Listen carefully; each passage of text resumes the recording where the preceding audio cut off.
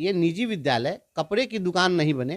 तो हमने इसके लिए कहा कि आप प्राइवेट स्कूल हो या सरकारी स्कूल हो, सभी का ड्रेस एक होना चाहिए। इस पर निश्चित रूप से कहा है एस सिद्धार्थ साहब को कि आप इन लोगों को प्रमोशन क्यों नहीं देना चाहते हैं, इसमें मंगा लीजिए। और उन्होंने इस पर हामी भरी कि मैं मंगा लेता हूं सभी जिलों से कि किनका वेतन जो है लंबित है और इसको मैं कर देता हूं। मैंने कहा कि वेतन के मुद्दे पर सर कोई समझौता नहीं किया जाए। तो ये दूसरी बात मैं कहा हूं कि गरीबों के बच्चों का ड्रेस अलग हो और अमीरों के बच्चों का ड्रेस अलग हो, निजी विद्यालय और सरकारी विद्यालय दोनों का ड्रेस अलग अलग क्यों। तो ये बड़ा काम है। मुझे लगता है कि एक सप्ताह के अंदर में वेतन भुगतान से संबंधित मामले सॉर्ट आउट कर लिए जाएंगे। तो मेरी बात को काफ़ी सीरियसली उन्होंने लिया है। तो प्रमोशन के इशू पर हमने बात की, सेवा निरंतरता के मुद्दे पर हमने उनसे बात की कि मैं विधान परिषद के सत्र में भी हमने उठाया था इस मामले को। जो लोग भी आपके ये सक्षमता परीक्षा का विरोध कर रहे हैं, इसी 3 कारण से कर रहे हैं। 3 में आपने एक मांग पूरी कर दी है और 2 चीज को लटकाए हुए, दोनों चीज को कर दीजिए। और यदि आप ये दोनों चीज कर देते हैं तो किसी भी शिक्षक को आपके सक्षमता परीक्षा से ऐतराज नहीं होगा। और लंबी मीटिंग चली कैबिनेट की और उसके बाद भी उसके पहले लगभग 45 मिनट तक उनको प्रतीक्षा करनी पड़ी और फिर दोबारा फिर हमसे मिलने के लिए रात में आए। मैं समझता हूं कि उन्होंने शिक्षकों की समस्याओं को काफ़ी गंभीरता से लिया है। नमस्कार, इनकलाबी दस्तक देख रहे हैं आप और मेरा नाम है उत्तम कुमार। देखिए, इस वीडियो में शिक्षकों से संबंधित तमाम मुद्दों पर बातचीत करेंगे। वहीं आपको सबसे पहले बताते चले कि आज जो है शिक्षक नेता और एमएलसी बंशीधर बिजवासी, इन्होंने जो है शिक्षा विभाग के अपर मुख्य सचिव और मुख्यमंत्री के प्रधान सचिव एस सिद्धार्थ से मुलाकात की है। शिक्षकों के कई मुद्दों पर इन्होंने जो है बातचीत की है। इस मुद्दे पर बातचीत करने के लिए हमारे साथ बंशीधर बिजवासी दी है, इनसे बातचीत करेंगे। क्या कुछ कहिएगा सर, आज पटना गए थे, अभी आप पटना से वापस आए हैं, क्या कुछ किन मुद्दों पर बातचीत हुई है? लगातार हमारे जो गुरुजन साथी हैं वह शिक्षक समाज से जुड़ी हुई सभी समस्याओं को लेकर दूरभाष पर मुझे अवगत करा रहे हैं, व्हाट्सएप पर मैसेज करते रहते हैं। तो मैं अपने सभी गुरुजनों की समस्याओं को बस उसी रूप में, जिस रूप में वो मुझे भेजते हैं, मैं उसी रूप में अपर मुख्य सचिव महोदय को भेज देता हूं। और कई मामलों में अपर मुख्य सचिव महोदय संज्ञान भी लेते हैं। तो अभी हाल ही में प्रधानाध्यापकों के पदस्थापन के मामले में हमने एक आग्रह किया था उनसे, और जब हमने उनसे आग्रह किया कि प्रधानाध्यापकों की पोस्टिंग कर दीजिए, स्कूल अलॉट करके उनकी पोस्टिंग कर दीजिए, तो उन्होंने मुझे उधर से मैसेज दिया कि कोर्ट के द्वारा स्टे लगा हुआ है।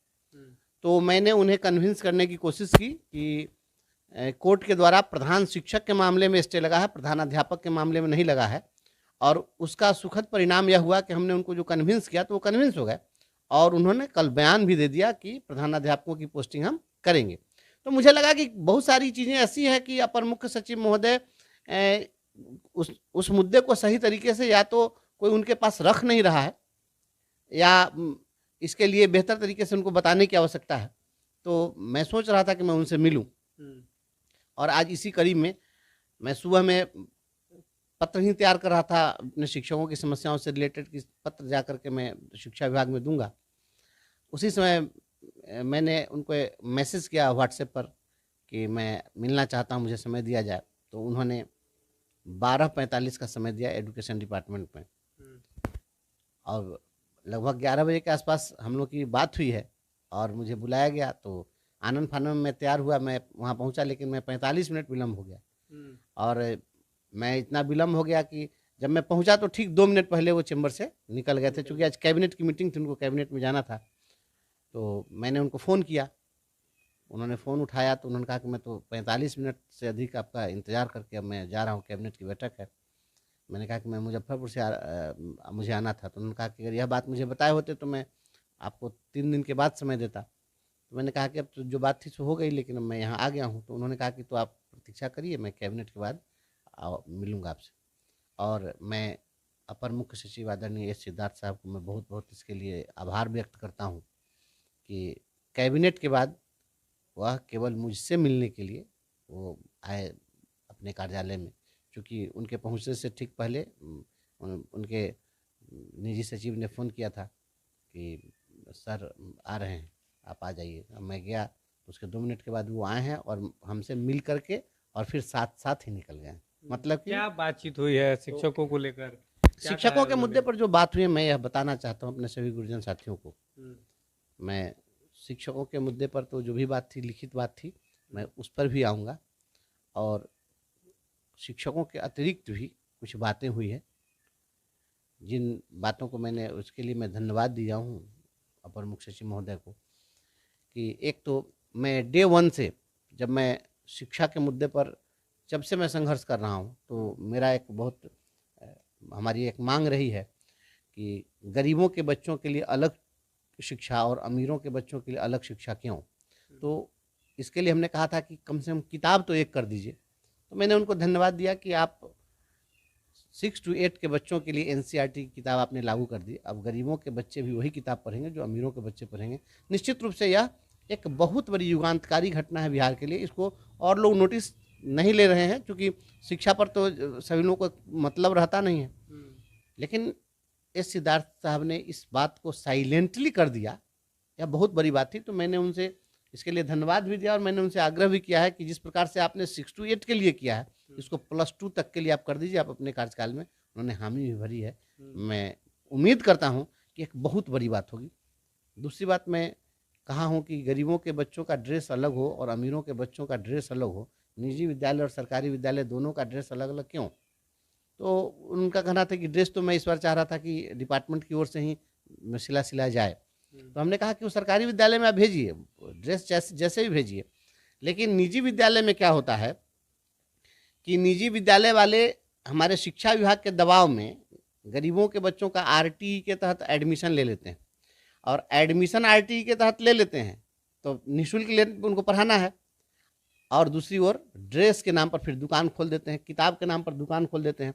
अब नतीजा होता है कि गरीब के बच्चे जो है उस स्कूल में जा कर के भी और उतना फीस वो वसूल लेता है। तो ये निजी विद्यालय कपड़े की दुकान नहीं बने। तो हमने इसके लिए कहा कि आप प्राइवेट स्कूल हो या सरकारी स्कूल हो, सभी का ड्रेस एक होना चाहिए। इस पर निश्चित रूप से प्रयास किया जाए, एक आग्रह हमने किया। ये बच्चों के लिए हमारी ये मांग रही है और शिक्षा सुधार के लिए। अब हम आते हैं अपने गुरुजन साथियों की समस्याओं पर।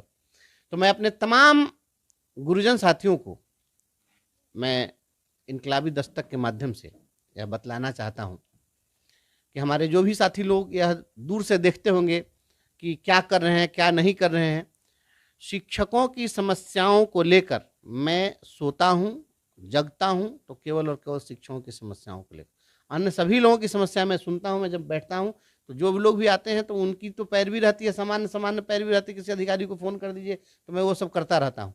लेकिन आपके मुद्दे पर मैं रात दिन जग करके लिखता हूँ, पढ़ता हूँ, एक एक काम करता हूँ। और चूंकि अब मैं संवैधानिक पद पर हूँ, तो संवैधानिक पद पर रहने के बाद एक अपनी मर्यादा होती है, इसलिए हम उस ढंग से ही बात को रखना चाहते हैं। हमने जो बात रखी है वहाँ पर जितने भी हमारे नियोजित शिक्षक साथी हैं जो विशिष्ट शिक्षक की परीक्षा नहीं दी है, मैंने उनकी बात से शुरुआत की और हमने कहा है एस सिद्धार्थ साहब को कि आप इन लोगों को प्रमोशन क्यों नहीं देना चाहते हैं। उनका कहना था कि जब हम प्रमोशन देंगे तो आप अगला ग्रेड पे मांगेंगे। तो हमने कहा कि अगला ग्रेड पे आपसे हम क्यों मांगेंगे, आप जो अगला ग्रेड पे देंगे उससे ज़्यादा वेतन हमें ऑलरेडी मिल रहा है। जब ऑलरेडी हमको मिल रहा है तो वह ग्रेड पे लेकर हम क्या करेंगे। 2000 के ग्रेड पे में जो बेसिक ग्रेड के टीचर हैं वो 2400 के ग्रेड पे अगर आज दे दिया जाएगा तो 2400 के ग्रेड पे में जो वेतन होगा वो कम होगा जितना हमको मिल रहा है उससे, क्योंकि लेंथ ऑफ सर्विस के आधार पर हमारा तो इंक्रीजमेंट बढ़ता चला गया। तो वैसी स्थिति में मैंने कहा कि ये आप गलत तरीके से इसको समझ रहे हैं। आप ऐसा देख लीजिए कि अब हमें अगला ग्रेड पे नहीं चाहिए, मात्र एक इंक्रीजमेंट बढ़ा दीजिएगा, हमारा प्रमोशन हो जाएगा। तो वो थोड़ी देर के लिए शॉक्ड भी थे, उनको लगा कि नहीं बात। मैंने कहा कि अगर आप कन्विंस नहीं हो रहे तो बोलिए, मैं फिर से आपको कन्विंस करता हूँ। तो मेरी बात को काफ़ी सीरियसली उन्होंने लिया है। तो प्रमोशन के इशू पर हमने बात की। सेवा निरंतरता के मुद्दे पर हमने उनसे बात किया कि मैं विधान परिषद के सत्र में भी हमने उठाया था इस मामले को, और सेवा निरंतरता के मुद्दे पर हमने वित्त विभाग का जो सर्कुलर है वो सर्कुलर भी हमने शिक्षा मंत्री जी को दिया था। तो आपको सेवा निरंतरता तो देनी ही चाहिए। और हमने यह स्पष्ट कर दिया है कि आपके पूर्व वाले जो थे ACS, उस समय में जो उनसे भिरंत थी शिक्षकों की और हमारी जो भिरंत थी 3 मुद्दों को लेकर थी। एक था कि वो कह रहे थे कि आप परीक्षा दीजिए और परीक्षा देने के बाद में हम 3 जिले का परिभ्रमण योजना चलाएंगे। तो क्या परिभ्रमण योजना, क्या हम परिभ्रमण योजना का मतलब कि वो कह रहे थे कि 3 जिले का विकल्प लेके बार बार पोस्टिंग कर देंगे। तो उस चीज़ को मैंने कहा कि इस चीज़ को तो आपने समाप्त कर दिया कि स्वैच्छिक पोस्टिंग आपने दे दिया, तो एक मांग पूरी हमारी हो गई। एक तो आपने पहले ही कर दी है, दूसरी हम मांग कर रहे हैं कि हमको सर्विस कंटिन्यूटी दे दीजिए। तो सर्विस कंटिन्यूटी आप कैसे न दीजिएगा? हम 2003 से काम कर रहे हैं और बताइए कि 22 साल से कोई काम करेगा उसको आप कहिएगा कि नहीं अब आपकी फ्रेश सेवा काउंट होगी, तो ये नहीं चलेगा। तो सर्विस कंटिन्यूटी आप दे दीजिए। और तीसरा है कि हमारा प्रोमोशनल एवेन्यू आप क्यों समाप्त करना चाहते हैं, हमको प्रमोशन क्यों नहीं देना चाहते हैं? 20 साल में तो किसी का प्रमोशन हो जाएगा। तो मैंने कहा है कि जो लोग भी आपके ये सक्षमता परीक्षा का विरोध कर रहे हैं, इसी 3 कारण से कर रहे हैं। 3 में आपने एक मांग पूरी कर दी है और 2 चीज़ को लटकाए हुए हैं, दोनों चीज़ को कर दीजिए।